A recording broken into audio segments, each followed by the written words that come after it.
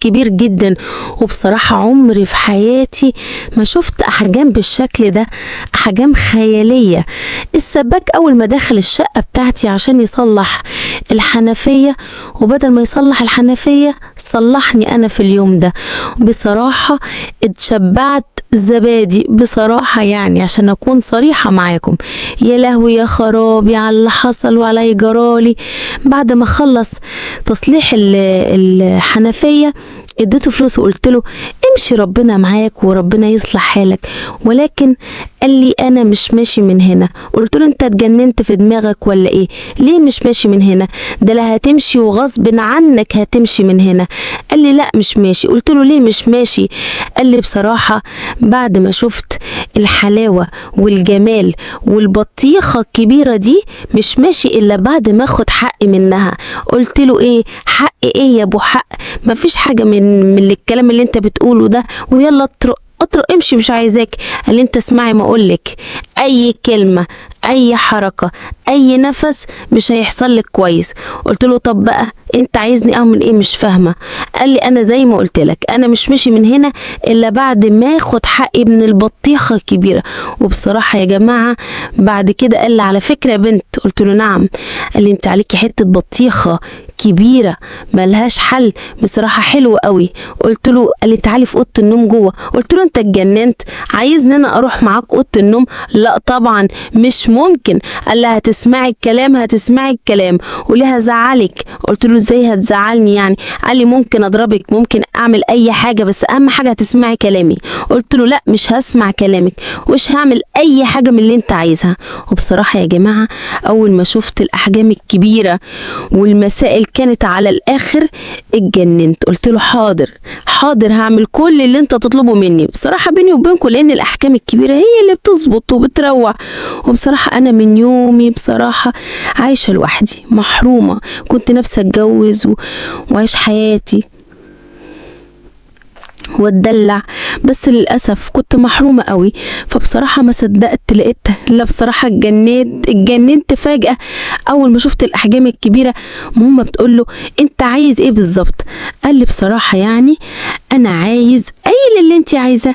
قلت له يعني ازاي تقول كده؟ انت عارف انا عايز ايه؟ قال لي اه طبعا حاسس قوي بيكي. قلت له اه. قال لي على فكره باين عليا بنوته يعني بصراحه عندي قمر وحلوه وجميله بس مدفونه بالحياه. ازاي مدفونه بالحياه يعني؟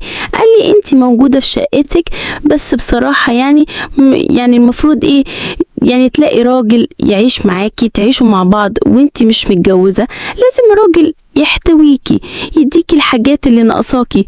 قلت له اه. قلت له اقصد كملني يعني كمل حياتي. قلت له قال لي اه بالظبط كده الله ينور عليكي.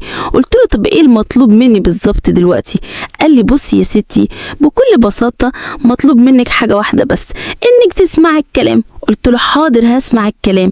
قال لي اول حاجه بصي وادخلي جوه اعمل لنا لقمه على السريع. قلت له كمان جعان؟ قال لي ايوه. ودخلت جوه فعلا عملت له لقمه على السريع واكلها. كان عندي حته لحمه عملتهم له وبصراحه قال لي على فكره نفسك حلو قوي في الاكل. قال لي تعملي لي كوبايه شاي عشان اظبط دماغي. وفعلا عملت له كوبايه شاي عشان يظبط دماغه. وبعد كده يا حبايبي ايه اللي حصل ما يتوصفش. بعد كده قال لي ارقصي لي. رقصت له. على فكره بصراحه بعرف ارقص حلوه قوي يعني بصراحه الجسم بتاعي متقسم تقسيمه وما حصلتش. والبطيف بتاعي كبير قوي.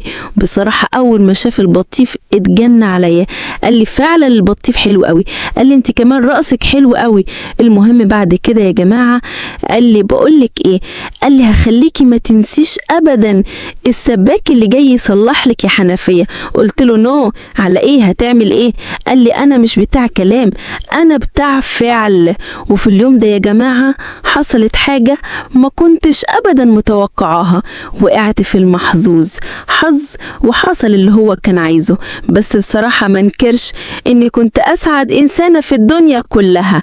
كنت سعيده ومبسوطه بعد ما كنت رافضه. وصراحه وقتها حسيت ان انا فعلا كنت سايبه نفسي للوحده. كان لازم فعلا اتجوز. ما كنتش اعرف ان لازم لابد من وجود راجل في حياتي يتجوزني تبقى سعيده ومبسوطه معايا.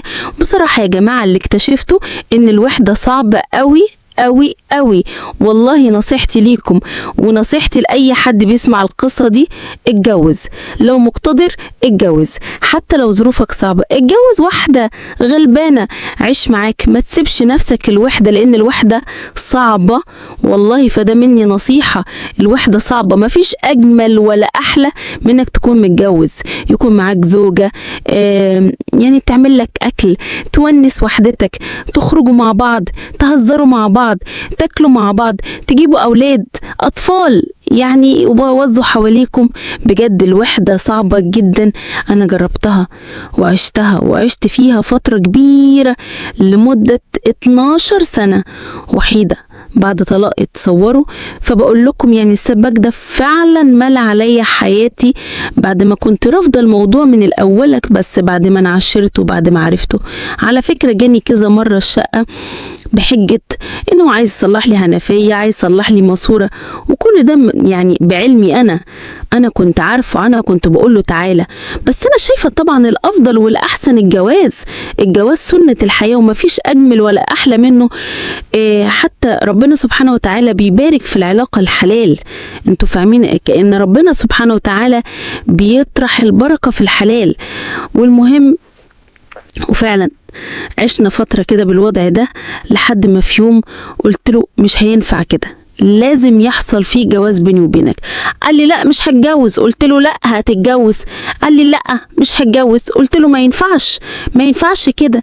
قلت له لازم تتجوزني عشان انا مش مبسوطة من نفسي، انا بجد يعني وصلت بيا ان انا بحتقر نفسي.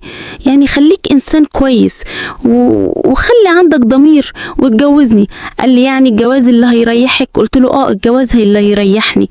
وفعلا سمع كلامي واتجوزني. وسبحان الله يا جماعة ما اتجوزنيش بسهولة، ده بعد فترة كبيرة كنت كل يوم يعني كان كل ما يجيني كنت بلح عليه على أساس ان هو يتجوزني. فاهمين يا جماعة؟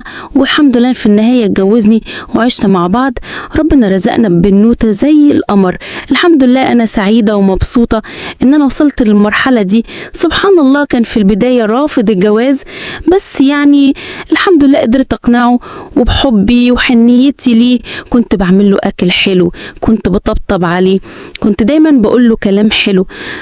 وحسيدي دي تكون القصة والحكاية واللي حصل، واتمنى تكون القصة عجبتكم. وهذه القصة حصرية على مرحم الثقافة، انتظروا لنا قصة وحكاية جديدة ان شاء الله. بكرة هنزل لكم قصص جديدة ليكم مني ايضا بالتمنيات. شكرا لكم والسلام عليكم ورحمة الله وبركاته.